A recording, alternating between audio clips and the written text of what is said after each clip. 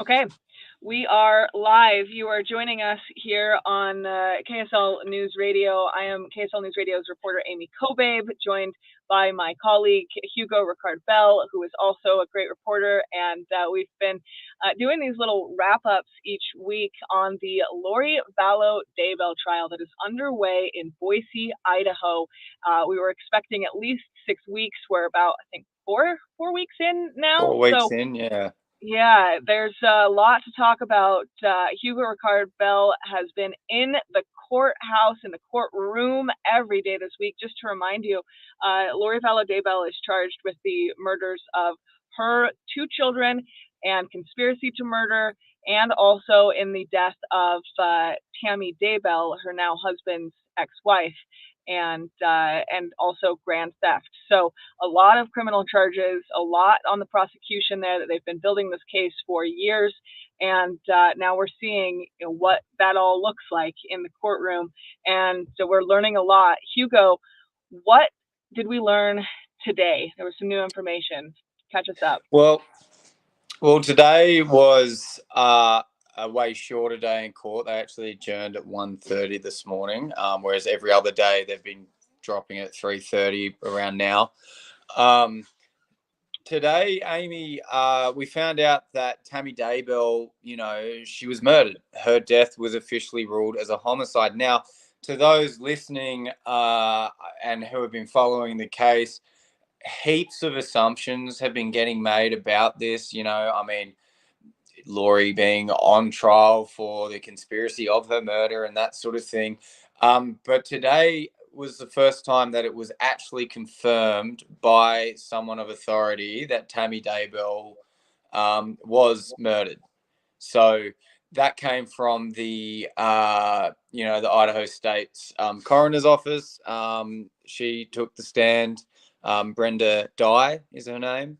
And she gave a testimony that would have lasted, a good solid half hour to an hour, where the prosecution got her to walk through, when she arrived into Tammy's room, what was the first thing she saw. And we had to look at a lot of photos of Tammy's body, of Tammy's face. It was interesting, though, listening to the coroners. The deputy coroner who took the stand just before her, she said that she was suspicious about the way Aimee Daybell had died. She had never seen pink foam. That was one of the main things on Tammy's face, was pink foam coming out of her mouth. She hadn't seen that before. She didn't know what that was from. And then, so she sort of spoke about that. But in the end, after discussion, ruled it as natural causes. And so that's definitely an update. I remember the opening arguments was the first time we heard asphyxiation used in association with Tammy's death, and so the fact that asphyxiation was a homicide is definitely a big development in this case, especially for the prosecution to Huge. To say murder charge, you have to have a murder, right? Yeah, absolutely. And that was the interesting thing about it, and that's what I mean. I think what this week has been, Aimee, in court is a lot of confirmation to the speculation. So a lot of people have been speculating, for years that Aimee Daybell was murdered. Well, today we found out that, yes, scientifically, that is now a actual fact getting trialed in court. And that's the thing with these cases that are largely reported on in the media, have had these documentaries made about them, is that speculation comes around. But what's actually said in court, it's almost sort of people going down their own list of things that they assumed and are ticking or crossing them off. Yeah, I did notice that when I was up there in the courthouse, there was a lot of people that have followed this case for a long time, a lot of podcasters, news organizations from across the world, really. And it does create a bit of an atmosphere in Boise outside that courthouse.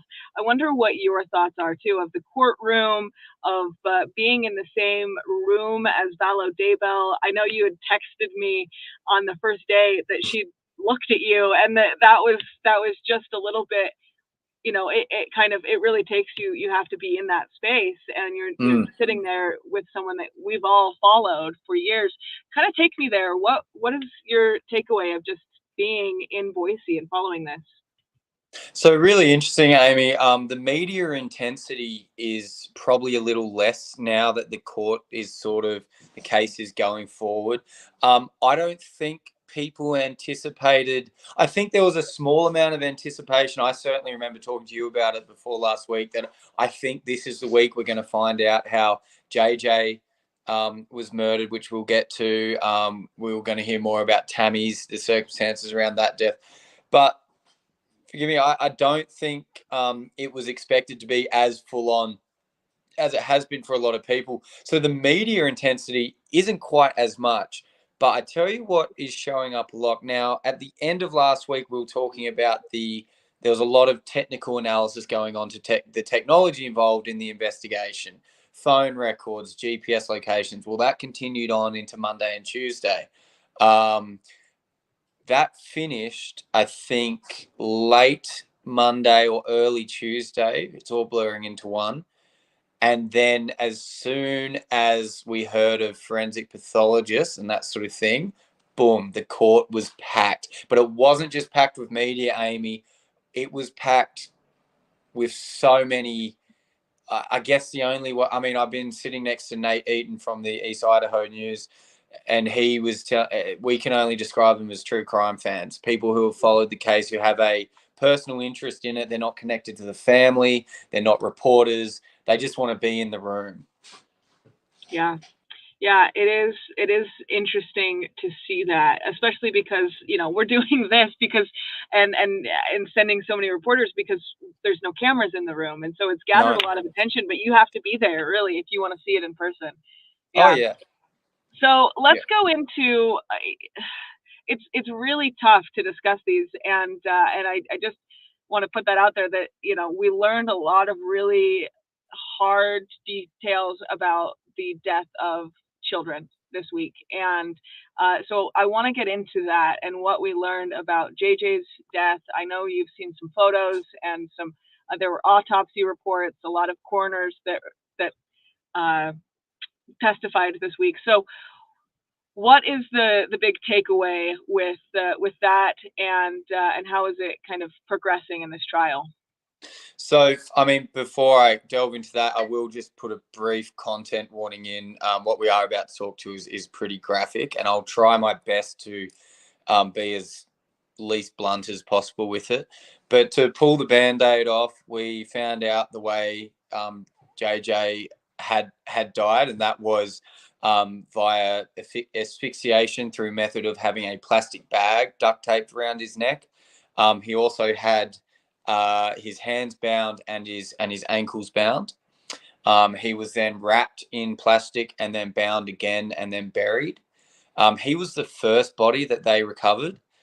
Now, Tylee's was arguably more disturbing for me personally because the photos were shown.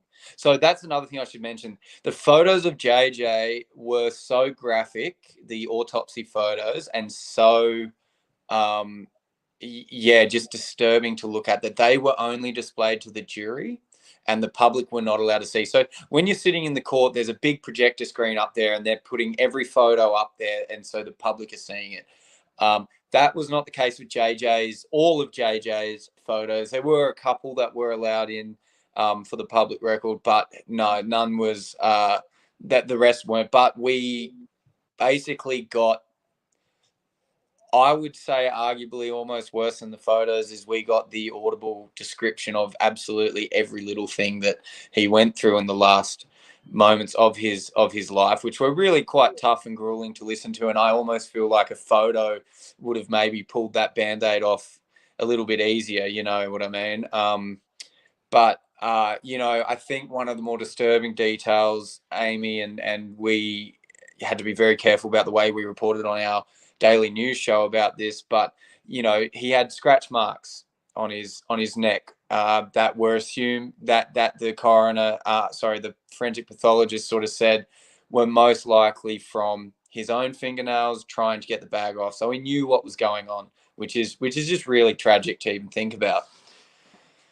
Into Tylee's, yeah, and I don't know if we're going to go there quite yet, but there was also evidence on JJ's body and the way it was disposed on that actually indicated who had committed the crime.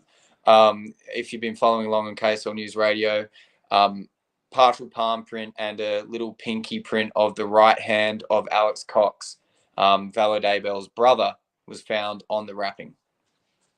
So a lot of the evidence today, that's new.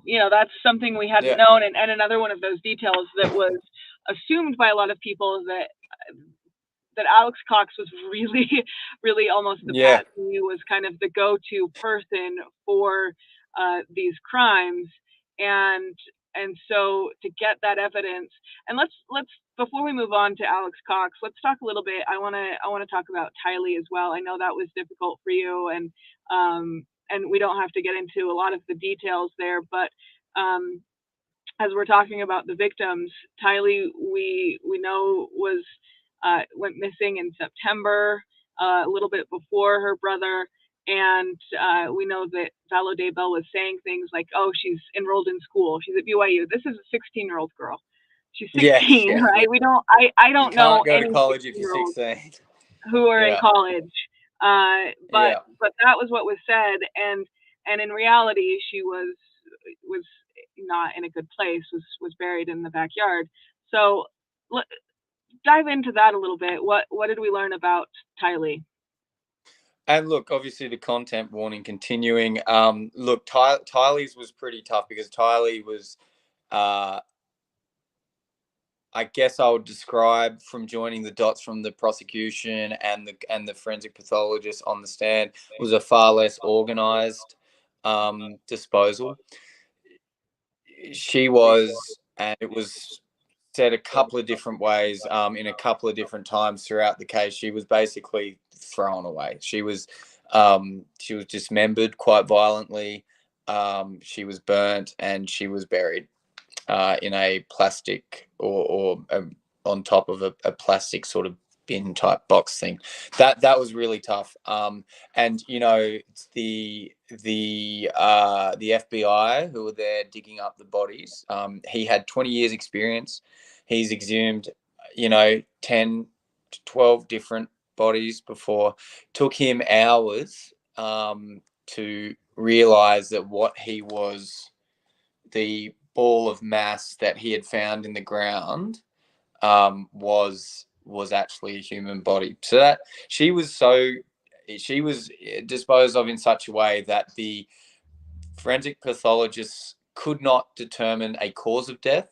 However, they did rule it a homicide, which they are allowed to do under certain circumstances. So if a body is, they have to take in the totality of the case that they're looking at, and just the way she was disposed of and that sort of thing. They said there's no way she didn't meet foul play.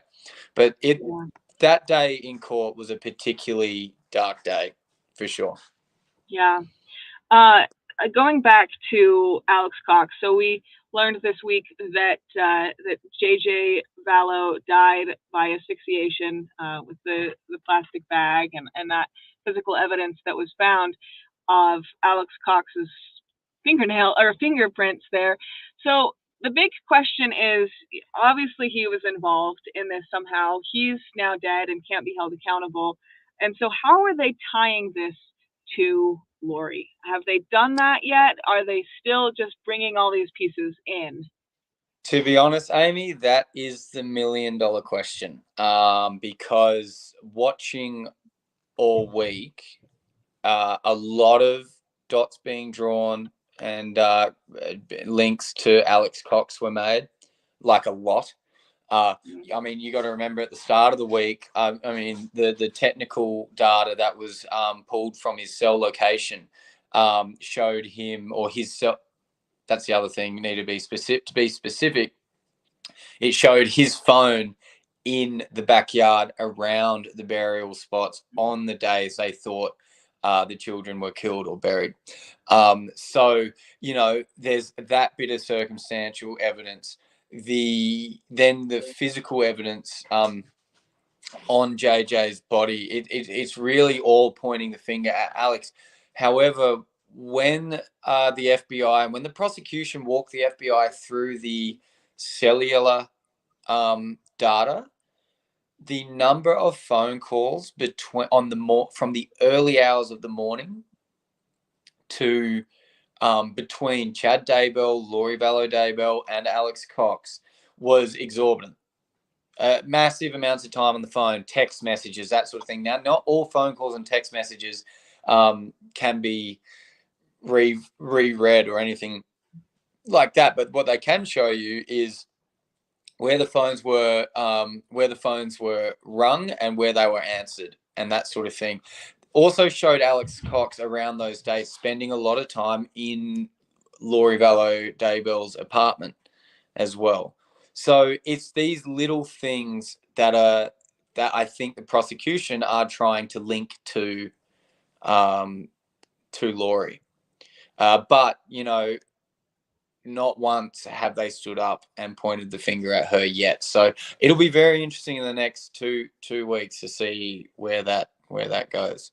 Yeah. So that's any indication today. I know it always seems like they kind of end and you're in the middle of testimony sometimes. And any indication on where things are headed next week, what still needs to happen in this case?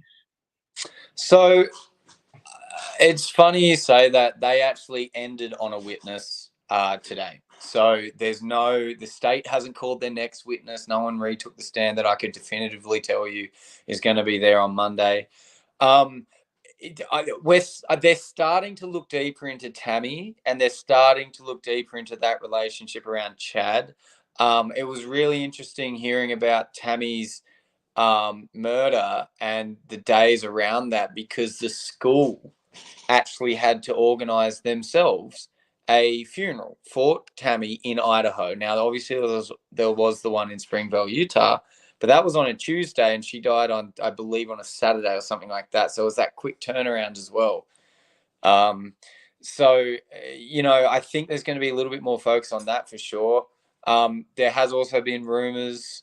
These are only rumors, but Chad Daybell's son seems to have apparently taken the next week off work, and it's thought that he might be taking the stand. But yeah, time will tell. It's really interesting. It'll be really interesting, to see what happens next week, because you'd think, we've sort of reached a pinnacle a little bit this week with some of the details that came out, Yeah. And those details are really difficult. Thanks for going through those, Hugo, and for being there and witnessing that. Any indication? Last question here. Any indication of how the jury's feeling with this? I know you've got an eye in that courtroom of the jury reactions. Could you read them at all? Yeah. So I think I was hoping you were going to ask about that, because I am sitting in a position where I am maybe 3 or 4 meters behind Lori herself. And every time she turns to whisper in her attorney's ear, we get a direct look at her. But also to my right, you can see almost all of the jurors. Some of the prosecution blocks 1 or 2. I can definitely say through the autopsy photos, they were visibly upset for sure. Like it was a visibly disturbing. They were visibly disturbed by it. There was a lot of sort of turning away and like, oh, don't want to look at that. What was really interesting, and I actually forgot to mention this, Aimee, if you bear with me for a minute, was Lori Vallow's sister took the stand, and at the very start of the week.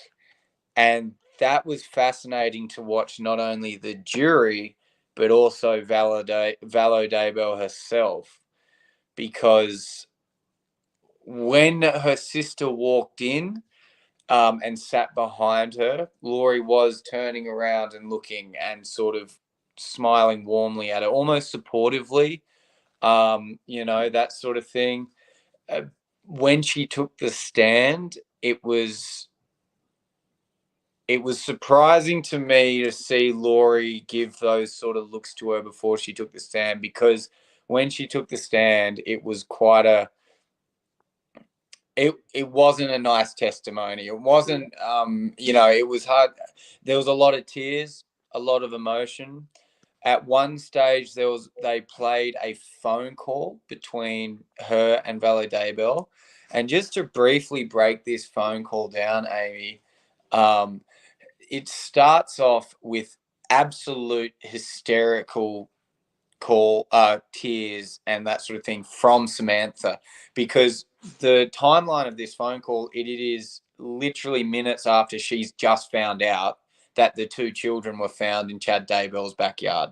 Lori is in jail in Madison County at this stage, so it's one of those phone calls. That's probably why it was recorded. And Lori's not reactionary. If people have seen the documentary, and I know you have, Aimee, for example, those phone calls between her son and Lori that they played, where, I think a lot of people left that going, oh, it was a weird reaction from Lori. Yeah. There was no emotion. There was nothing over the phone. And actually at one stage he said, well, you don't know what I've been through. People don't see what I've been through. And then this was the bit that stood out to me. Summer Shiflett, is the sister. She has yelled down the phone at her, you were dancing on the beach in Hawaii getting wedding photos taken, and your children were thrown away like garbage in the ground. And Lori says, clear as day, yeah, but that was months later. Which, not to speculate, but I had to wonder, and I asked a few other journos there what they thought, and it actually got reported on a couple of them by them. To me, that sounded like she knew that they were dead. Yeah. That was, to me, almost a bona fide indication that she knew. So I'll be really interested to see the prosecution bring that up in their final statements. But yeah, I mean, that phone call really set the tone of what this week was going to be. It was right at the start. And Lori actually got emotional in the court. She sort of crossed her arms. She sort of sat a lot lower. Her head was bowed. She would look up at her sister, and her sister quite a number of times sat there and like sort of arms crossed. And I can't describe the look. It was a mixture of absolute contempt and anger, but also a pity and devastation, because that's another thing the prosecution wanted to know, and or the defense actually targeted, was who Lori was before she met Chad Daybell. And that's how the defense led their questioning against the sister, because, that seems like that was their angle. Well, was this before Chad or after? Yeah. That sort of thing. Who was she before? And so there was a lot of long looks between them. Lori teared up, dabbing her eyes. Yeah, it was an emotional day for sure. Wow. Well, a lot coming out of this week. I'm sure the next few weeks are. It's a tough case, and so we're following this closely, because these are families that were impacted there. The Woodcocks, I saw them in court. I know you've seen them sitting there, and there every day. And the sister, these were her nieces and nephews, and there's the Daybell kids, and so a lot of people impacted by this case, which is why we're taking it so seriously. And appreciate your coverage, Hugo, and appreciate you sitting there through all of that and watching it. And we'll be back next week with more, and we'll bring on another expert to help us break it down. So until then, thanks. I'm Aimee Cobabe, Rikard-Bell, KSL News Radio.